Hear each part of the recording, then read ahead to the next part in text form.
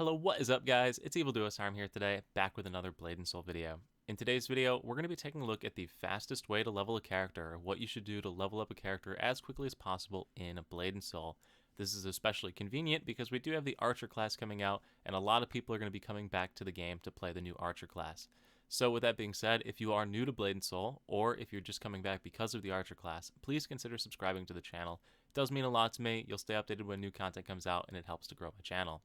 Without further ado, let's get into it, and let's get started by looking at the very first thing about leveling.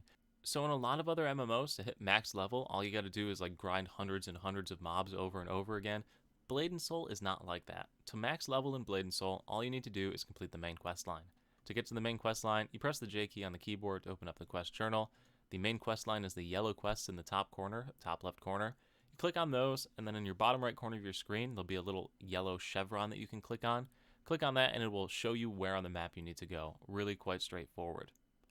You also want to do the orange quest line, which are these side stories over here. They give you really solid EXP and rewards. In order to accept the orange quests, you need to navigate to the quest letters, and they'll pop up somewhere over here. Just look for the orange chevron shapes and accept the letter by clicking the read the message like this, and that will accept the quest line.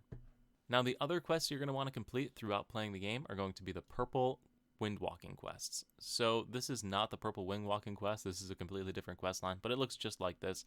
It'll have windwalking, it'll say talk to an old man. When you complete these quests, they give you different bonuses to your character. The most important one you're looking for is going to be the sprint speed, or the sprint time, the amount of time you can sprint. This helps to speed up leveling immensely, so you want to max this out as quickly as possible. So beyond that, don't really bother doing the blue quests. I know in other iterations of this video I've said do the blue quests because they give you some okay money or they give you some decent EXP.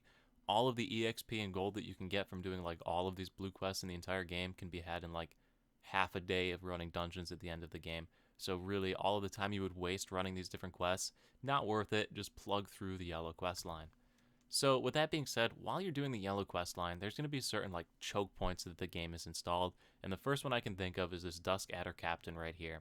So basically, the quest line is going to make you kill a world boss or an area boss in order to progress in the story, and only the first person who hits that boss is going to get credit for it. So literally, when the Archer releases in a couple of weeks here, you're going to have a line of people just standing in front of this area trying to kill this boss.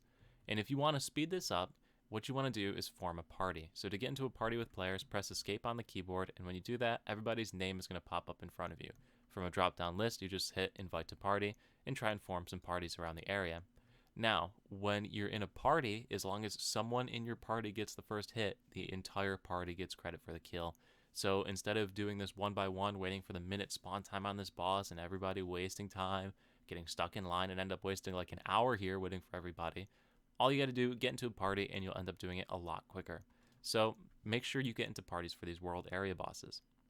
So the next thing I want to talk about here is going to be changing channels to refresh your stamina bar. So while you're leveling, you're going to be running from place to place a lot. You can see my stamina bar is about to run out.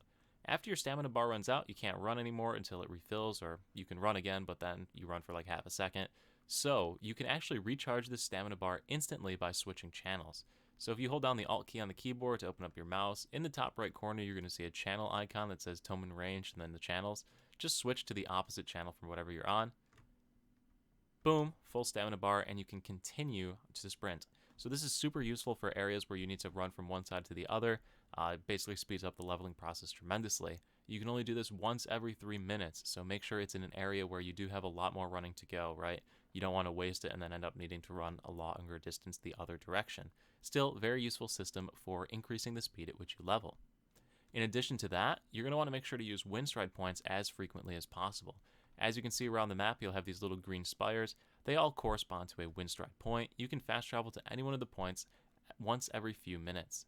So what you want to do is look on the map, see if the quest marker you're going to is close to one of those, closer to one of those than if you ran, and use your Windstride. Additionally, at various points throughout the story, they're going to unlock Windstride points that are like on the way other side of the map that would save you tremendous time. The first one I can think of is once again here in Toman Range. After you complete all the quests in the area, it's going to send you down to the Scorching Sands, which is down over here in the Sentinel Ruins. This is literally like a 2.5 minute walk from Oakshade Village down to the Sentinel Ruins. This is the walk that you normally had to do. So make sure you take advantage of that Windstride. Other ones I can think of that they added is I think they added one up to the Wraithbloom Meadows to save you this run, which is another long run. And basically, there's quite a few. Oh, another big one is over in Moonwater Plains. While you're in the Candy Foothills over here, which is this region, you're gonna get a fast travel point from here to the Hogshead Mill, which is another 2-3 minute walk. So huge time savings. Make sure you take advantage of Windstrike points. So the next tip is going to apply to people that already have characters in the game or formerly had characters in the game. What you can do is you can actually mail over your gem set from one character to another. So if you had a character you played on like 2 years ago and they had some gems on it, you can now mail those gems over to your other character. All you do is unequip the gem from the one character that you have, navigate to any of the bankers in the area, or in the entire game really, go to the mail option in the bottom left corner underneath my webcam right now, and then if you navigate to your gem, just right click on it, and you can type in your other character's name, your new character that you made, and send over the gem. It's really quite simple. So the increased attack power will help you to level up even faster. And then one more thing, final tip you can do here. Once you hit level 50, you'll be in Zyway. I think you'll hit it somewhere around Act 4, Chapter 30 something.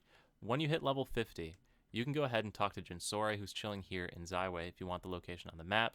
We are over here in Gossamer Inn, and zoom all the way in. We're at these two little merchants right here. So if you go ahead and talk to Jinsori, you can click on the Coin Exchange Merchant, navigate over to the second tab for Legendary. You can pick up the Dawnrift Weapons Selection Chest at level 50. So this is a huge boost to your attack power, huge attack power bonus. You don't get this weapon until way later in the game, but being able to buy it at level 50 is amazing. All you need are 5 Naryu Silver. I think the game still gives you some surveys that you can use to get this. If it doesn't, you'll need to have another character to mail this stuff over. But another way to boost your character stats. But anyway, guys, that is going to do it for this video. So if you did find the video useful, if it's going to help you to level up your new archer when it comes out, please leave a like, let me know in the comment section, and check out some of the other videos on the channel. Thank you so much for watching. Make sure you're subscribed. I'll see you at the next stream, video, or wherever I happen to see you. Peace.